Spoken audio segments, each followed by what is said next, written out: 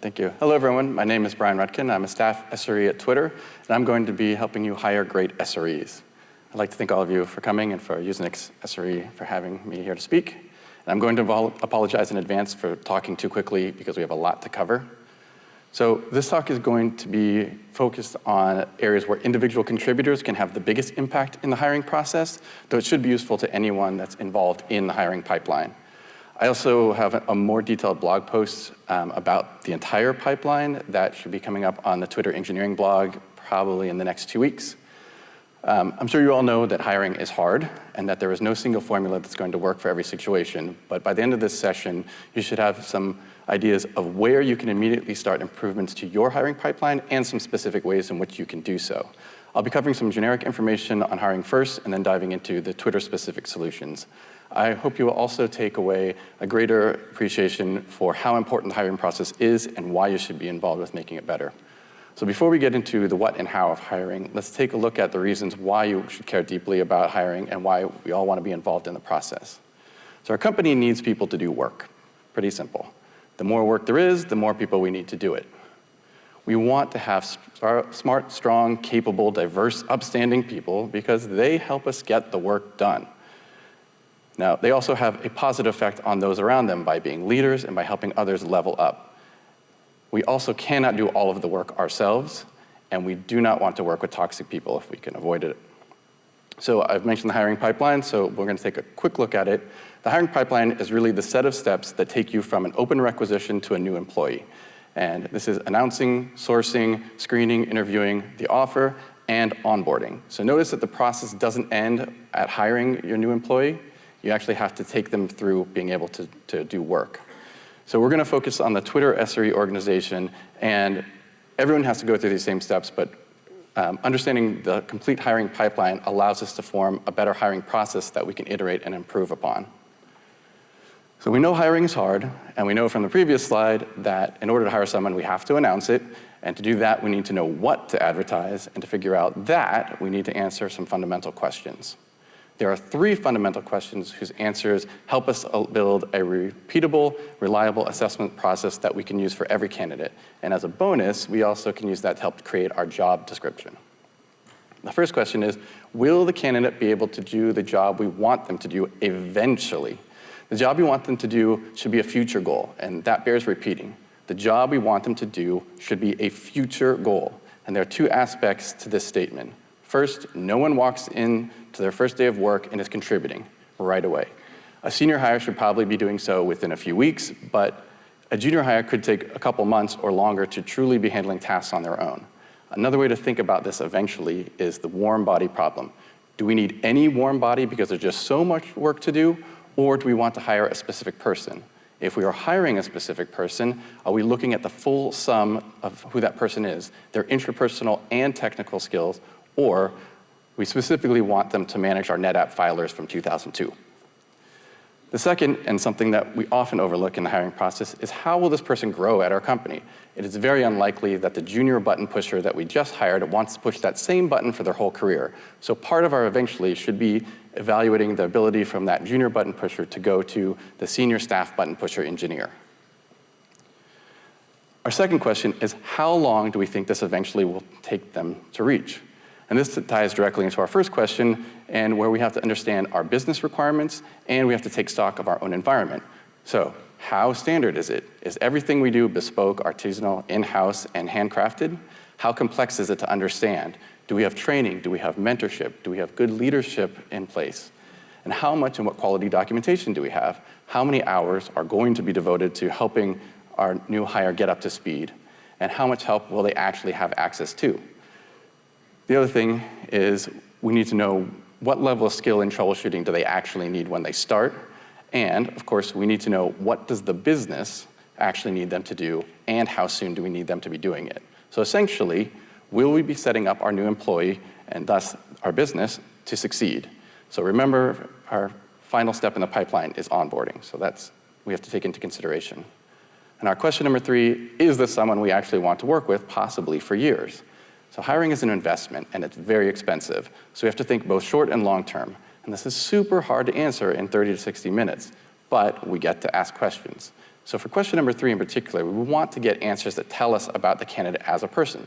So an example would be, tell me about a problem that you solved that you're really proud of, or what's the thing that frustrates you about your current or former position, and how did you try and address it? Or what besides a paycheck do you want to gain from working here? And what aspects to this job are appealing or exciting to you?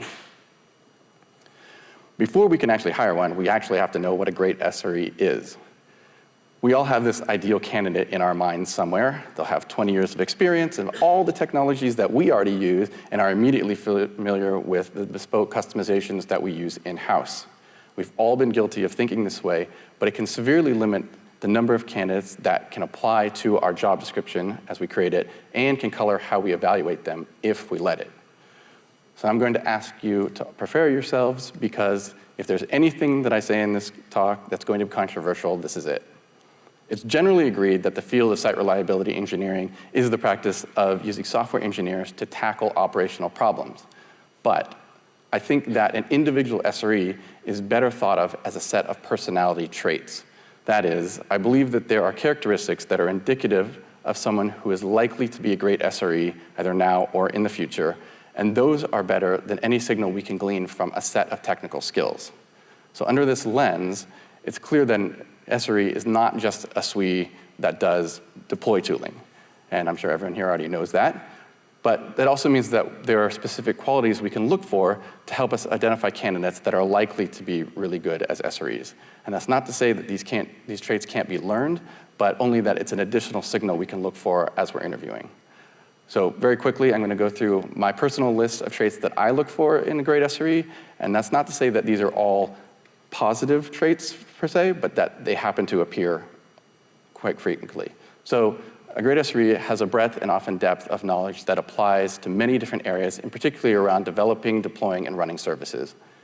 They have a very strong feeling of ownership for the services and things that they're responsible for, and for the things that are adjacent to those, because they're all connected. They have a general need to understand how things work and to find out the root cause of issues. They have excellent problem-solving skills, and they like to use the really sound methodologies.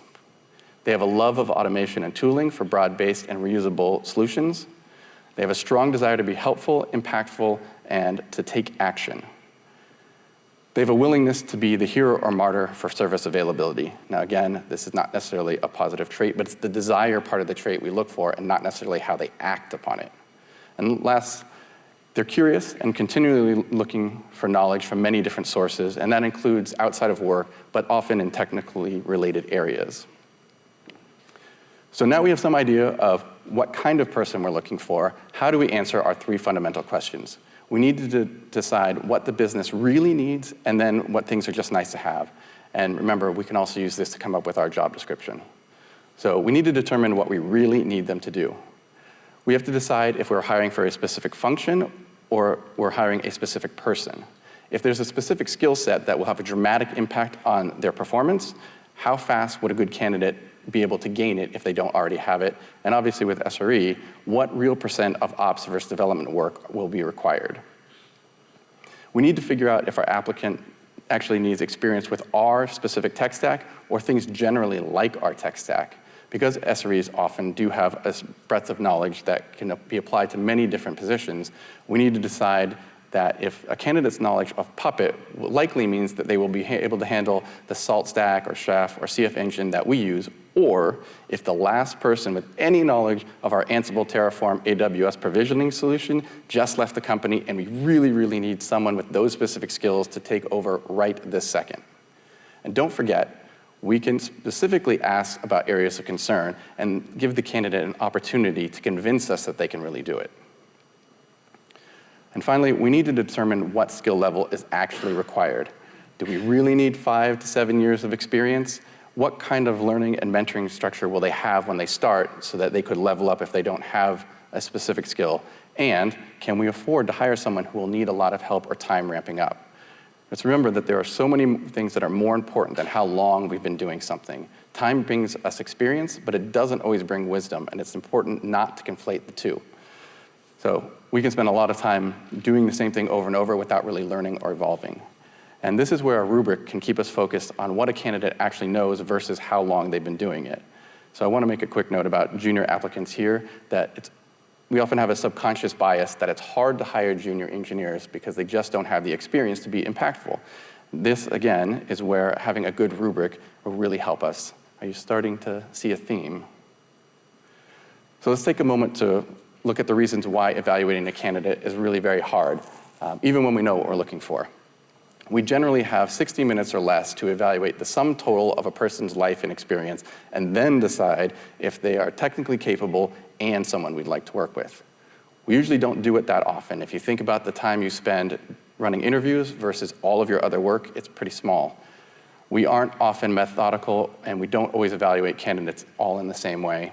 And we don't always treat interviewing as a fundamental part of our job, even though we might implicitly know that that's the truth. But it sounds like we can address these things, right? I'll say yes. Like many companies, Twitter holds a series of phone screen interviews followed by a series of on-site interview panels that conclude with a hiring huddle.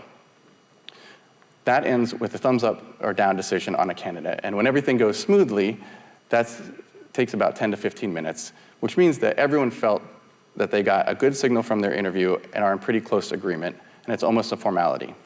It also means that we're confident in saying yes on candidates where previously we might have been wavering and then gone with an overly cautious no. But we also get to know a lot faster for candidates that don't meet our requirements. We can get to all of this with a good interviewing strategy. And this is how we run things in Twitter SRE now, and I'm going to tell you how we got there. First, you have to have a strategy, and you need to use it consistently and iteratively. So make sure your strategy is published. Make sure that people are following it. You need to create documentation and training if you don't have any, and make sure that you include your goals of your hiring strategy, things like getting better candidates, getting clearer signal, having higher quality hires, and those that are better fit for the role, anything that you want out of your hiring process. You need to evaluate all of your candidates in the same way. And again, something like a rubric can really help you do that. So create templates that will help you score your candidates, and consider weighting those by the role and experience of the candidate. Regularly evaluate your process to see if you're actually meeting your hiring goals. And you need to examine each part of your hiring pipeline to see if they're giving you the candidates that you want. And finally, make sure that the hires that you are getting are meeting your expectations. And finally, you have to rinse and repeat. Continually tune and drop things that are generating noise and promote things that are boosting signal. For the Twitter interview process, our on-site interviews are a series of panels led by 2 interviewers. Each panel is designed to dive into a specific domain of expertise, like monitoring and troubleshooting, network OS, distributed systems, and domain-specific programming. For some of the roles, we also have a more specific panel, like databases or application design. And then there's also a top grading panel that's led by the hiring manager and another engineering manager. Having our specific panels has the benefit that we don't ask the same questions to the same candidates, and we ensure we get a broader signal of what a candidate actually knows. While we'd prefer that all of our interviews are really more conversational, we know that that's not always possible, and so we provide helper questions as part of our interview panel for the interviewer or the interviewee, and that can help us make sure that we cover all of the parts of our rubric. Each panel has its own rubric, and each rubric is designed to ensure the highest possible signal we can get. The 2 interviewers will fill out their rubrics separately, and they don't confer on that part, but they may discuss the interview to make sure that they remember all the details accurately. So why do we have 2 interviewers? 2 interviewers gives us a greater perspective, which means that we hopefully get a better signal. It's also easier to keep an interview flowing when there are 2 people who are able to talk and lead, and it's really hard to lead an interview by yourself and remember everything. Plus, 2 brains can give us more ways to ask or explain or rephrase things if a candidate gets stuck somewhere. It also exposes our candidate to more people that they might potentially be working with and who they can question and get a better sense of the company and the teams they might be involved with. It's also a far more efficient use of the candidates and the company's time. So before we look at the actual rubric format that we use, I want to tell you about the ideal Twitter SRE interview. It's not a Q&A and it's not an interrogation, but rather it's a conversation with the candidate about their knowledge and their experience. In discussing how they do things, we can learn how they think, how and why certain decisions were made, who actually made them, and how they work within a team, how adversity and challenge was handled, and just how much they know about the panel's subject. The candidate could tell us about solutions and how they were evaluated and why one was chosen based on the business requirements versus their technical merits. And at the end, we can easily score every section in our rubric, and we have a sense of the candidate themselves, how they prefer to work or how they do work, and then if we'd like to work with them.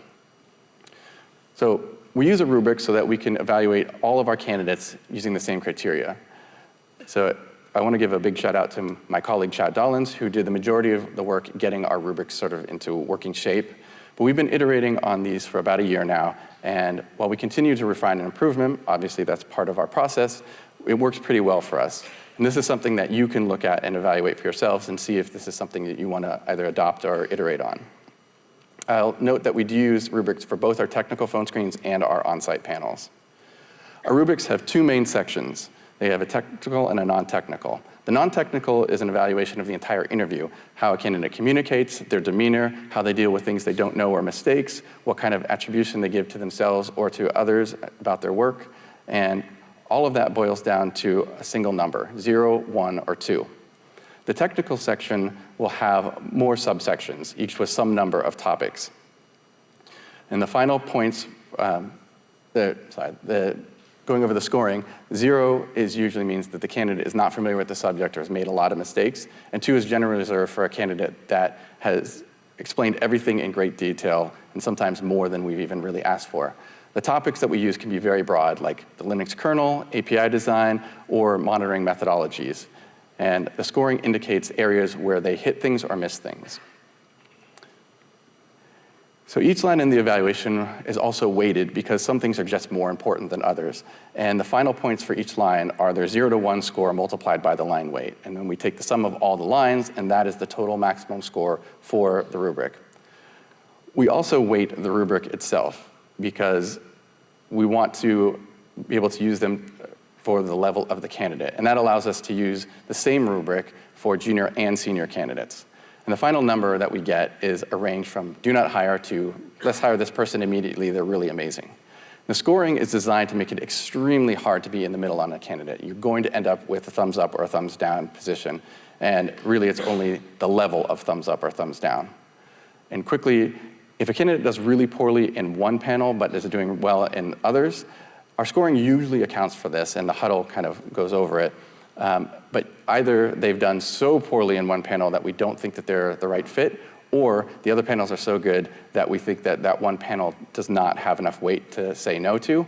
And we know that not everyone knows everything. In fact, none of us do. And also that not everyone is at their best when they're interviewing. One last note is there is still a subjective component to all of this because there are some red flags like aggression or bigotry that would trump any score that they happen to get technically and would be an immediate no hire decision. I mentioned junior candidates before, so quickly I want to talk about that. The differences between interviewing a junior versus senior candidate are pretty significant, but we can fairly easily account for them if we have a good rubric and we know how to conduct our interview at the candidate's level. So senior candidates should have a greater depth and breadth of experience. And they shouldn't get any leading questions, but that's okay for junior candidates.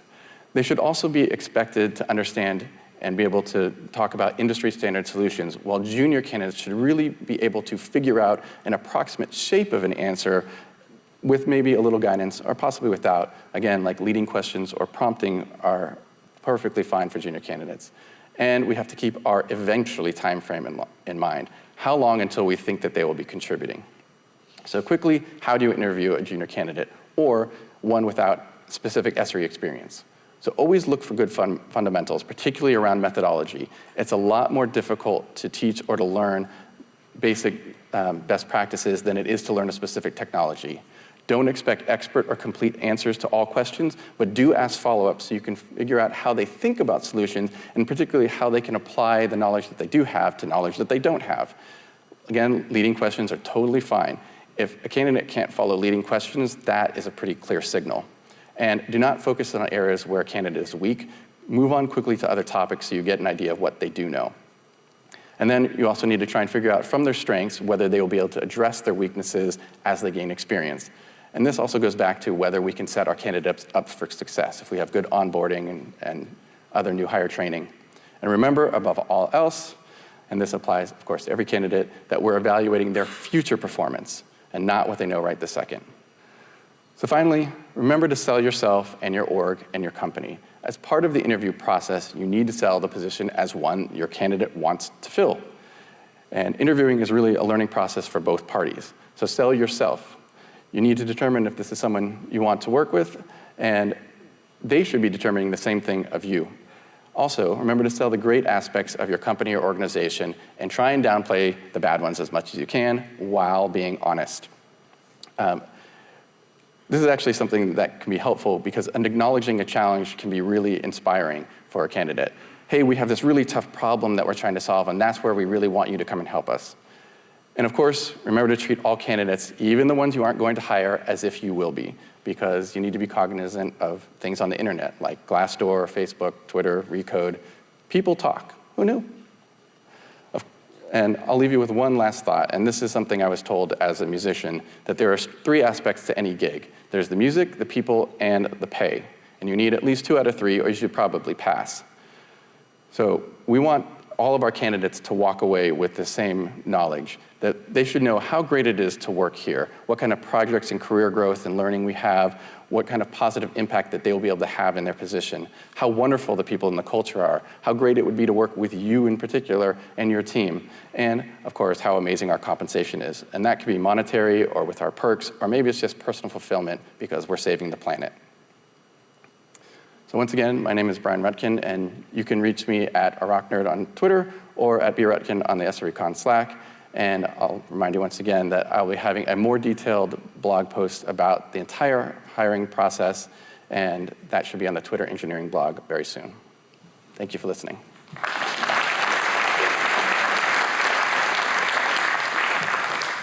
Okay, we got a couple of minutes for questions. So usual, please put up your hand if you have a question for Brian.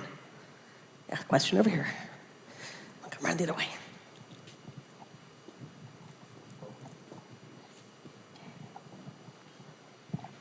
Hi, I noticed you didn't place any emphasis on academic qualifications in any of that. I was just wondering where that stands.